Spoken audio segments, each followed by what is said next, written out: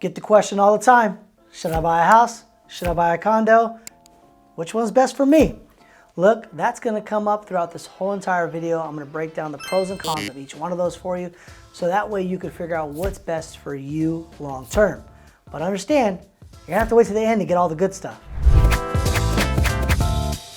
There's lots of benefits of living in a house, but you gotta know what those are. A lot of that's gonna come down to, there's usually more bedrooms inside of a house. There's also more living space inside of a house, because we have a living room, a family room. Sometimes you can even have guest rooms downstairs for the in-laws, stuff along that nature, as well as you have extra room in the backyard. You have a yard, you basically have your dogs play. Maybe kids have a little park or a swimming pool, or you're having a party and everybody outside can kind of come in and you have a fireplace and a bar and all that good stuff. Plus, at the end of the day, a house also is gonna have usually a garage, 2-car, 3-car garage. So you have way more living space in general inside of a house, and there's just a lot more things you can do for entertaining and everything else. So you always gotta look at different ways of making sure you're finding the right fit for you. For me, when I bought my house, when I bought it back when I was 23, I didn't want any maintenance. So I wanted it basically a house, but I also didn't want anything with a big yard or a big lot of space. So I bought a PUD, right? Which we'll talk about a little bit more. So I do have an HOA, but also have a single family residency, which is an option for somebody who's looking for it. So there are reasons, and you can find hybrids to these things that best fit you and what you need when you're looking to buy. So now let's talk about condo living. And let's talk about the pros of condo living first, right? Number one, you got convenience. Right? It's gonna be usually super easy to get to a condo. They're not usually put out in nowhere land. You have shared amenities, right? So you're not responsible for any amenities. There's gonna be a pool there you can use between normal hours. Usually there's a clubhouse at most of these places as well that you can rent out, throw parties, as well as you can basically go down there. Maybe there's a pool table, ping pong, and all that kind of good stuff in there. So you have lots of good shared amenities. The one other thing that is not mentioned in most condo living is you just have a lot more relationships, right? You get to meet so many more people than just a few neighbors near you. So at the end of the day, when you're walking your dogs or doing any of your, your normal walking in your neighborhood, you're gonna see so many more people. And for the extrovert person, condo living is super awesome because of that, because you're just around so many more people. The other good thing about condos is the security. You have a lot more security. There's usually a gated system to get in the condominium, which means you're not really in there unless you're supposed to be there, whether you live there or you're a friend or family of somebody who lives there. So let's talk about the cons. A few cons that I would say will come with the condos. Usually there's different stair levels, right? So you'd have an elevator to get up into your condo. You might have a couple flights of stairs, right? So if you have to bring your groceries up, you might have to go up a couple flights of stairs for that. The other kind of con I would say of a condo is there is an HOA for those people who don't want the extra expense. Now, there's a perk to the HOA. They're paying for stuff to be done, like maintenance and all of that, but it is an expense every single month that comes out. And the other big one we hear about with condos is parking, right? Because usually you get one parking spot.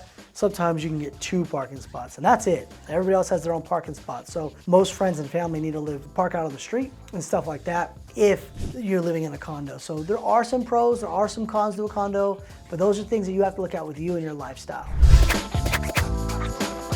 So let's talk about cost comparison. A few things we got to look at with the cost comparison is when you're buying the property, right? Single family homes cost more money. So anytime a single family home costs more money, that means you have to have a bigger down payment, right? So if we're gonna talk about costs, we better start from the beginning. Also, when you have a bigger down payment, a bigger cost, usually that means closing costs is also a bit higher as well.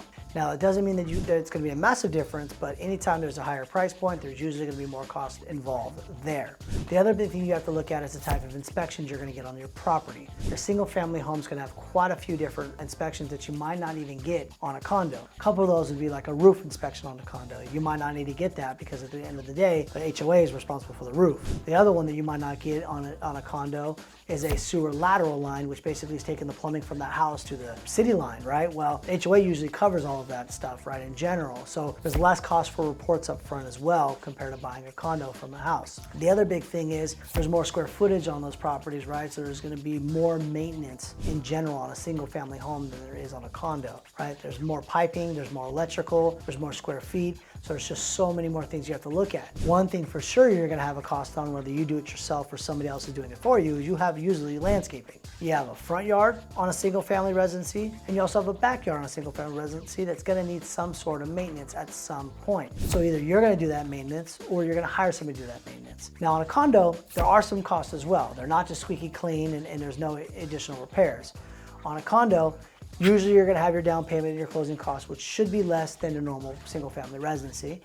Also, you're gonna have some inspections. Like some people would still recommend you doing a home inspection in general. And every once in a while, maybe a pest inspection, but usually that's as far as it kind of goes. So it's less cost for inspections.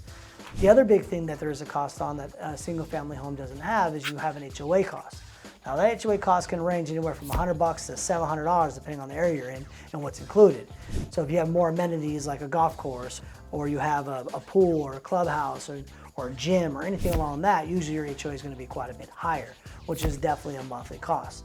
As well as insurance is something else we have to look at. There's different types of insurance based off single family residence coverage as a condo coverage, right? So your condo coverage is going to be a lot less than a single family residency usually. So just some things you want to look at when you're looking at the cost comparison between one or the other. These are some of the things we want you to start thinking about depending on whether a single family is good for you or a condo is good for you.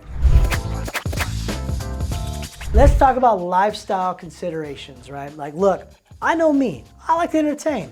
I like to have a good time. So you know me, I'm gonna have a single family residency. I'm gonna want a pool. I'm gonna want a big backyard. I'm gonna wanna be able to entertain my friends and family. Like, that's my lifestyle. That's what I prefer to do. But that's not everybody's lifestyle. At the end of the day, you might say, hey, I like to be by myself. I like to read. I like to be at peace. I like to be able to walk down and go swimming at the pool, but be able to walk away and not have to worry about cleaning up. This is different types of lifestyles that depend on who and what you're looking to buy, right? Family size is also super important, right? If you're looking on growing your family over the next 2 to 5 years, you might want to look at something with a little bit more bigger size. If you don't have any choices of kids coming or even maybe nothing more than one pet, a condo is a really, really good option for you. So you really need to look at your work-life balance, your lifestyle balance, and really figure out like, where am I going to be in the next 5 to 7 years? And look at those types of things and figure out, okay, if these things are in my future plans, I should probably plan for them now, because usually you don't sell a house until 7 to 10 years down the road. So when you're looking at buying a house or looking at buying a condo, I don't want you to forget about your lifestyle, because your lifestyle should not change based off what you buy. Your lifestyle should fit into whatever you buy. And as you can see, I want me a big house with a big backyard and an entertainment dream. And that's not for everybody. So always remember, it's not what I want, it's what you want at the end of the day. I get calls all the time from people moving out to East Contra Costa County, Antioch, Brentwood, Oakley, Pittsburg, Discovery Bay. If you're looking in these areas or you know anybody that is, please reach out to me. I'd be more than happy to go over all the home buying options for you. As well as if you have any questions, my number will be in the description below. And if you enjoyed this video as much as I did shooting it, please follow me on Instagram, YouTube, and I already am making the next video as we speak, so stay tuned. It is coming right around the corner.